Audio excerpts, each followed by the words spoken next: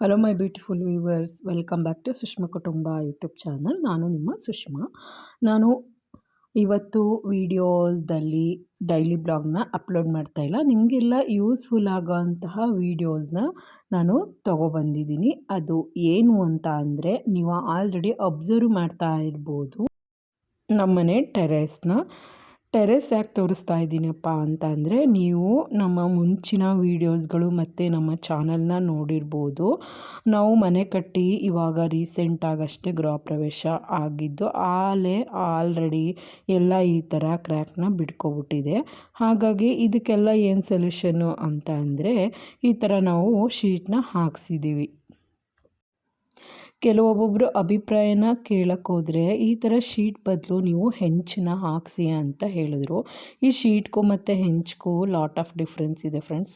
ಯಾಕೆ ಅಂದರೆ ಇವಾಗ ಕಬ್ಬಿಣದ ರೇಟೆಲ್ಲ ಎಷ್ಟೊಂದು ಆಗಿಬಿಟ್ಟಿದೆ ಅಲ್ವಾ. ನಾವು ಮನೆ ಕಟ್ಟಬೇಕಾದ್ರೆ ಇಷ್ಟೊಂದು ಕಬ್ಬಿಣ ರೈಟ್ ಇರಲಿಲ್ಲ. ಇವಾಗ ಸ್ಟೀಲ್ ರೇಟೆಲ್ಲ ತುಂಬಾ ಜಾಸ್ತಿ ಆಗಿಬಿಟ್ಟಿದ್ದಾವೆ.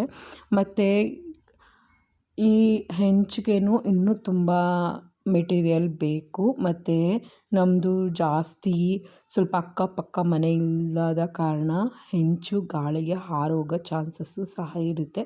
ಲುಕ್ ವೈಸ್ ನೋಡೋಕ್ಕೋದ್ರೆ ಈ ಥರ ಪ್ರಾಬ್ಲಮ್ಗಳು ಆಗಿಬಿಡ್ತವೆ. ಮತ್ತು ಕಾಸ್ಟ್ ವೈಸು ಸಹ ತುಂಬ ಜಾಸ್ತಿ ಇರ್ತವೆ ಈ ಥರ ಶೀಟ್ಗಿಂತ. ನಾವು ಅಂದ್ಕೊಂಡಿರೋದು ನಮಗೆ ಸೇಫ್ಟಿ ಇರಬೇಕೇ ಹೊರ್ತು ಲುಕ್ಕು ಬೇಕು, ಸೇಫ್ಟಿನೂ ಬೇಕು.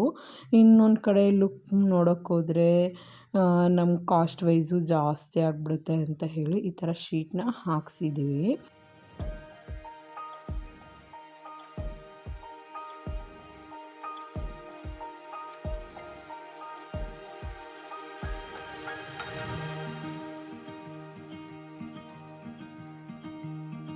ಮುಂಚೆ ನೀವು ಕೇಳ್ಬೋದು, ನೆಲಕ್ಕೆ ಈ ಥರ ಅಂದರೆ RCCಗೆ ನೀವು ಮಡ್ಡಿ ಮಾಡಿಸಿರ್ಲಿಲ್ವಾ ಅಂತ. ನಾವು ಮಡ್ಡಿ ಮಾಡಿಸಿರ್ಲಿಲ್ಲ, ಒಂದು ಲೆವೆಲ್ ಮಾಡಿಸಿದ್ವಿ ಅಷ್ಟೇ.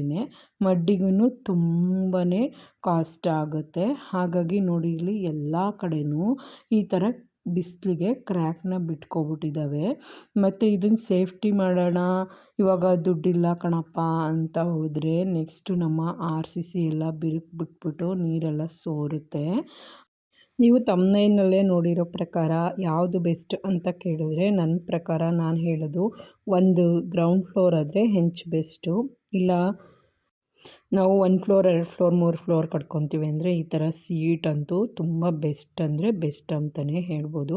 ಇನ್ನು ನೋಡಿ, ಕಲ್ಲರ್ಗೆ ನಾವು ಶೀಟಿನ ಕಲರೇ ನಾವು ಪೇಂಟ್ ಮಾಡಿಸಿದ್ದೀವಿ. ಇಲ್ಲಿ ರಸ್ಟ್ ಪೇಂಟ್ ಒಂದು, ಮತ್ತು ಈ ಥರ ಕಲರ್ ಪೇಂಟ್ ಒಂದು, ಮತ್ತು ಹಾಗೆ ಟೋಟಲಾಗಿ 3 ಕೋಟೆಡ್ ಮಾಡಿಸಿದ್ದೀವಿ. ಒಂದರಷ್ಟು ಕೋಟೆಡ್ ಒಂದು ಪೇಂಟು, ಅದು ಯೆಲ್ಲೋ ಕಲರ್ ಬರುತ್ತೆ. ನೀವು ಹಿಂದಿನ ವೀಡಿಯೋದಲ್ಲಿ ನೋಡಿ, ಆಲ್ರೆಡಿ ನಾವು ಆ ಥರ ಪೇಂಟ್ನ ಮಾಡಿಸಿದ್ದೀವಿ. ಮತ್ತು ಅದ್ರ ಮೇಲೆ ಈ ಥರ 2 ಕೋಟೆಡ್ಡು ಹೊಡೆಸಿದ್ದೀವಿ. ಮತ್ತು ಇನ್ನೊಂದು ಸರಿ ಹೊಡೆಸ್ಬೇಕು, 3 ಕೋಟೆಡ್ ಆಗುತ್ತೆ ಆವಾಗ. ಯಾಕಂದರೆ ಈ ಥರ ವೆಲ್ಡ್ ಮಾಡಿದಾರಲ್ವ ಜೋಕಾಲಿಗೆಲ್ಲ, ಇದಕ್ಕೆಲ್ಲ ಆಲ್ರೆಡಿ ಬ್ಲ್ಯಾಕ್ ಕಾಣಿಸ್ತಿದೆ. ಹಾಗಾಗಿ ನಾವು ಮತ್ತೆ ಪೇಂಟ್ನ ಮಾಡಿಸ್ಬೇಕಾಗಿದೆ. ಇನ್ನು ಇರಲಿ, ಉಯ್ಯಾಲೆಗೆ ಒಂದು ಮತ್ತು ವುಡನ್ ಉಯ್ಯಾಲೆಗೆ ಒಂದು ಅಂತ ಹೇಳಿ ಟೋಟಲಾಗಿ 3 ಹುಕ್ಕನ್ನ ಕೊಡಿಸಿದ್ದೀವಿ, ಯಾವುದಕ್ಕಾದರೂ ಯೂಸ್ ಆಗುತ್ತೆ ಅಂತ ಹೇಳಿ. ಇನ್ನು ಕಲ್ಲರ್ ಬಂದಿದ್ದು ಮೋಸ್ಟ್ಲಿ ಐವರಿ ಕಲರ್ ಇರ್ಬೋದು ಅಂತಲೇ ಹೇಳ್ತೀನಿ ನಾನು. ನೆಕ್ಸ್ಟು ಫ್ರೆಂಡ್ಸ್, ಈ ಥರ ಶೀಟ್ ಹಾಕ್ಸೋದ್ರಿಂದ ಇವಾಗೆಲ್ಲ ಕಾಮನ್ ಆಗಿಬಿಟ್ಟಿದೆ ಶೀಟ್ ಹಾಕ್ಸೋದು. ನಾನು ಬೇಡಪ್ಪ ಈ ಥರ ಶೀಟ್ ಹಾಕ್ಸೋದು, ಈ ಟೈಲ್ಸ್ ಹಾಕ್ಸೋಣ ಅಂತ ಹೇಳಿ ತುಂಬ ಜನನ ಕೇಳಿದ್ವಿ. ಈ ಟೈಲ್ಸು ಸಹ ಈ ಮಧ್ಯದಲ್ಲಿ ನೀರನ್ನು ಸಹ ತಗೊಳ್ಳುತ್ತಂತೆ. ಮತ್ತು ಒಣಗಿದ್ರೆ RCCನೂ ಸಹ ಬಿರುಕ್ಬಿಡ್ತವೆ. ನೆಕ್ಸ್ಟು ನಾವು ಇದನ್ನು ಜಾಸ್ತಿ ಯೂಸ್ ಮಾಡಿದಷ್ಟು ಟೈಲ್ಸು ಸಹ ಈ ಬಿಸಿಲಿನ ಧಗೆ ಅಂತ ಹೇಳ್ತಾರಲ್ಲ, ಅದಕ್ಕೆ ಬಿಸಿಲಿನ ಕಾವಿಗೆ ಅದು ಸಹ ಒಡೆದೋಗುತ್ತೆ ಅಂತ ಯಾರೋ ಹೇಳಿದ್ರು. ಹಾಗಾಗಿ ನಾವು ಬೇಡಪ್ಪ ಅಂತ ಹೇಳಿ ಈ ಥರ ಶೀಟ್ನ ಹಾಕ್ಸಿದ್ವಿ. ಇನ್ನೂ ಸ್ವಲ್ಪ ಕೆಲಸ ಪೆಂಡಿಂಗ್ ಇದೆ, ಯಾವಾಗ ಕಂಪ್ಲೀಟ್ ಆಗುತ್ತೆ ಗೊತ್ತಿಲ್ಲ. ಪಾಪ ನಮಗೆ ವೆಲ್ಡ್ ಮಾಡಿಕೊಟ್ಟವರು ತುಂಬ ಒಳ್ಳೆ ವ್ಯಕ್ತಿ. ಚೆನ್ನಾಗಿ ನಾವು ಹೇಳೋ ಥರ ವೆಲ್ಡ್ನ ಮಾಡಿದ್ರು, ನೀಟಾಗಿ ಇವಾಗ ಕಾಣಿಸ್ತಿದೆ ಅಂತಲೇ ಹೇಳ್ಬೋದು ಫ್ರೆಂಡ್ಸ್. ಇದನ್ನು ನೋಡ್ತಾ ಇರ್ಬೋದು ನೀವು. ಯಾಕೆ ಬೇಕಾಗಿತ್ತಾ ಇವ್ರಿಗೆಲ್ಲ ಅವಶ್ಯಕತೆ ಇತ್ತಾ ಅಂತ. ಹೌದು ಫ್ರೆಂಡ್ಸ್, ಇದು ಎಲ್ರಿಗೂ ಅವಶ್ಯಕತೆ ಇದ್ದೇ ಇದೆ. ಯಾಕೆ ಅಂತ ಅಂದರೆ, ಮುಂಚೆ ನೋಡಿ ನೀವು ಒಂದು 10 ಇಯರ್ಸ್ ಬ್ಯಾಕು ಮನೆ ಕಟ್ಟಬೇಕಾದ್ರೆ ಮರಳೆಲ್ಲನ ಹಾಕಿ ನೀಟಾಗಿ ಹೊಳೆ ಮರಳು ಅಂತ ಹೇಳ್ತಾರಲ್ಲ, ಆ ಥರ ಮರಳೆಲ್ಲ ಹಾಕ್ಬಿಟ್ಟು ಕನ್ಸ್ಟ್ರಕ್ಷನ್ ಮಾಡೋರು. ಇವಾಗ ನಿಮಗೆ ಗೊತ್ತಿರೋ ಥರ ಯಾವ ಥರ ಮರಳು ಅಂತಲೂ ಸಹ ಕರೆಯೋಂಗಿಲ್ಲ. ಇದೇನೋ ಪಿ ಸ್ಯಾಂಡ್ ಅಂತೆ, ಎಮ್ ಸ್ಯಾಂಡ್ ಅಂತೆ. ಈಗ ಆಲ್ರೆಡಿ ನನಗೆ ಮರೆತೇ ಹೋಗ್ಬಿಟ್ಟಿದೆ. ಈ ಥರ ಎಲ್ಲ ಹಾಕಿ ಇವಾಗ ಮನೆ ಕಟ್ಟಿಸ್ತಾ ಇರೋದ್ರಿಂದ ಅವಶ್ಯಕತೆ ಇದೆ.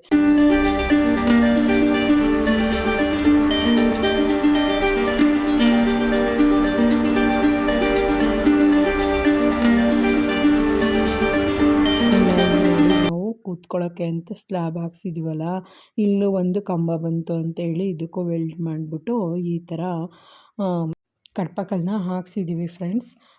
ನೆಕ್ಸ್ಟು ನೋಡೋಣ, ಇದಕ್ಕೆಲ್ಲ ಇನ್ನು ಏನೋ ಗಾರೆಯಲ್ಲಿ ಕಟ್ಟಿಸ್ಬೇಕಂತೆ.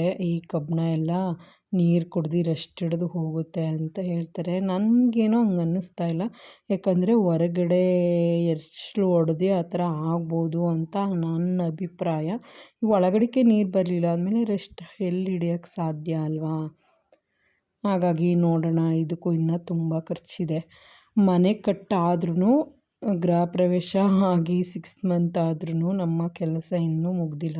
ನೋಡಿ, ನಾವು ಇಷ್ಟೊಂದು ಖರ್ಚು ಮಾಡ್ಬಿಟ್ಟು ಮನೆ ಕಟ್ಸಿದ್ರೂ ಈ ಥರ ಬಿರುಕು ಬಿಟ್ಬಿಟ್ರೆ ಇನ್ನೂ ಖರ್ಚು ಮೇಲೆ ಖರ್ಚು ಮಾಡೋಕ್ಕೆ ಎಲ್ಲಿಂದ ತರೋದು ಅಲ್ವಾ ದುಡ್ಡನ್ನ? ಎಷ್ಟು ಸಾಲ ಸೋಲ ಮಾಡಿ ನಾವು ಮನೆ ಕಟ್ಸಿರ್ತೀವಿ. ಆ ಮನೆ ಕಟ್ಸ್ಬೇಕಾರೆ ಈ ಥರ ಕ್ರ್ಯಾಕ್ನ ಬಿಟ್ಕೊಬಿಟ್ರೆ ಅವ್ರಿಗೆ ಮನೆ ಕಟ್ಟಿರೋರಿಗೆ ಗೊತ್ತು ಎಷ್ಟು ಹೊಟ್ಟೆ ಉರಿಯುತ್ತೆ ಇದರಿಂದ ಅಂತ. ಈ ಥರ ಕ್ರ್ಯಾಕ್ ಬಿಟ್ಕೊಂಡಿರೋದು ನನಗೆ ನೋಡ್ತಾ ಇದ್ದೀರಿ ಫ್ರೆಂಡ್ಸ್.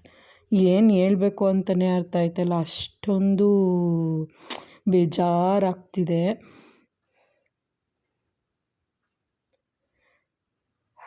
ನೀವು ನಿಮ್ಮ ಮನೆಗೆ ತಕ್ಷಣವೇ ನೀವು ಮನೆ ಕಟ್ಟಿದ್ದೀರಾ ಅಂತ ಅಂದರೆ ಈ ಥರ ಶೀಟ್ನ ಹಾಕಿಸ್ಕೊಳ್ಳಿ. ಇಲ್ಲಾಂದರೆ ಕ್ರ್ಯಾಕ್ ಬಿಟ್ಬಿಟ್ಟು ನಿಮ್ಮ ಮನೆ ನೀರು ಸಹ ಸೋರುತ್ತೆ.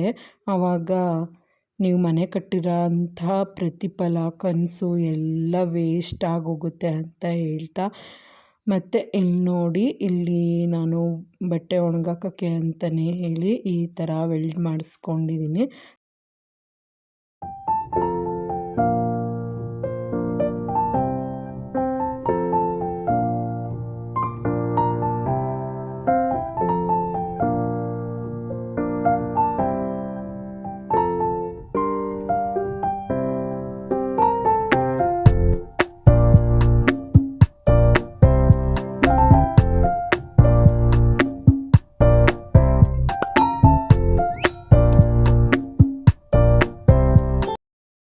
ಇಷ್ಟ ಆಯಿತು ಫ್ರೆಂಡ್ಸ್ ನನ್ನ RCC ಕತೆ. ನಿಮಗೆ ಈ ವಿಡಿಯೋ ಇಷ್ಟ ಆದರೆ like and share and comment ಮಾಡಿ.